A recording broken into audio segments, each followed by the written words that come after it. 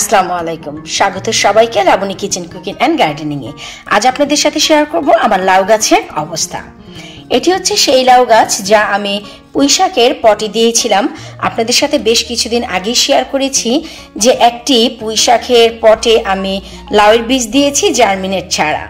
তো খুবই ভালোভাবে গাছটি বড় হয়ে গেছে, একটু লক্ষ্য করলেই বুঝতে পারবেন, কারণ আমি ভেবেছিলাম না যে গাছটি বেঁচে যাবে। তো দেখলাম যে না, খুবই ভালোভাবে বেঁচে গেছে। এখন লাউটি অন্য আরেকটি পটে ট্রান্সফার করার সময় হয়ে গেছে। আপনারা কখন একটি লাউ গাছ ট্রান্সফার করতে পারেন, আজ আমি আপনাদের সাথে তাই ডিসকাস করব। কারণ অনেক সময় দেখা যায় যে লাউ গাছ একটু বড় হলে, 2টি বা 3টি পাতা হলে আমরা এক পট থেকে অন্য পটে নিয়ে যাই। তো বিশ্বাস করুন, সেই পর্যায়ে কিন্তু গাছটি মরে যায়।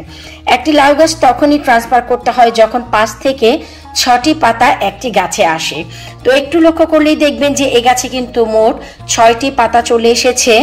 আর এখন সময় হয়ে গেছে যে এই লাউ গাছটি অন্য আরেকটি পটে দেওয়ার, কারণ এখানে পুঁইশাক আছে, তাই চাচ্ছি না পুঁইশাকের সাথে আমি লাউ গাছটি রাখতে। তাছাড়া আমি এখানে রাখতে চাচ্ছি না, কারণ এই লাউ গাছটি বেসিক্যালি আমাদের বাহিরেই চলে যাবে যখন গরম হবে, আর পুঁইশাক তো ঘরেই থেকে যাবে। তাই এখন থেকেই যদি অন্য আরেকটি পটে দিয়ে দিতে পারি, দেখা গেল গাছটি ভালোভাবে বড় হতে পারবে। তাছাড়া এখন গাছের একটু ক্যালসিয়ামের প্রয়োজন আছে, যেহেতু গাছটি কিছুটা বড় হয়েছে।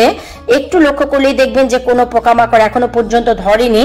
তো আমি চাচ্ছি অন্য আরেকটি পটে নিয়ে কিছুটা খাদ্যশস্য দিব, ক্যালসিয়াম দিব গাছের গোড়াটি মজবুত হওয়ার জন্য। তো সামারের এই শুরুতেই যদি গাছগুলো আমরা বানিয়ে নিতে পারি, তাহলে কিন্তু অনেক সুবিধা হয় যে সামার টাইম আসলে আমরা গাছগুলো বাহিরে দিয়ে দিতে পারি। আর এই গাছে আমি কোনো প্রকারের যত্ন এখনো পর্যন্ত দেইনি, শুধু কিছুটা পানি দিয়ে গিয়েছি, কারণ পটটির মাটি এতই ড্রাই ছিল, পানি না দিলে হয়তোবা গাছটি আমি বাঁচাতে পারতাম না। তো এই ছিল আমার লাউ গাছের আপডেট। অনেক প্রশ্ন এসেছিল যে আপু, আপনি পুঁইশাকের পটে একটি লাউয়ের বীজ দিয়েছেন, সে গাছটি কি মরে গেছে না বেঁচে আছে? আসলে সবার প্রশ্নটি রাইট, কারণ এত ঠান্ডায় আমি দিয়েছিলাম, গাছটি বেঁচে থাকার কথা নয়। তো যাই হোক, ঘরের তাপমাত্রা ভালো থাকার কারণে গাছটি কিন্তু দারুণভাবে বেঁচে গেছে। এখন হচ্ছে গাছের যত্নের প্রয়োজন। তো গাছটি আমি আজকে বিকেলে অন্য আরেকটি পটে ট্রান্সফার করব, তারপর কিছুটা যত্ন করব। অবশ্যই আপনাদের সাথে এর একটি ভিডিও নিয়ে আসব। আশা রাখছি আপনাদের ভিডিওটি অনেক ভালো লেগেছে। লাউ গাছ সম্বন্ধে যদি কোনো কিছু জানার ইচ্ছে থাকে প্রশ্ন করবেন। বিদায় নিচ্ছি আজকের মতো, পরবর্তী ভিডিও দেখার আমন্ত্রণ জানিয়ে আল্লাহ হাফেজ।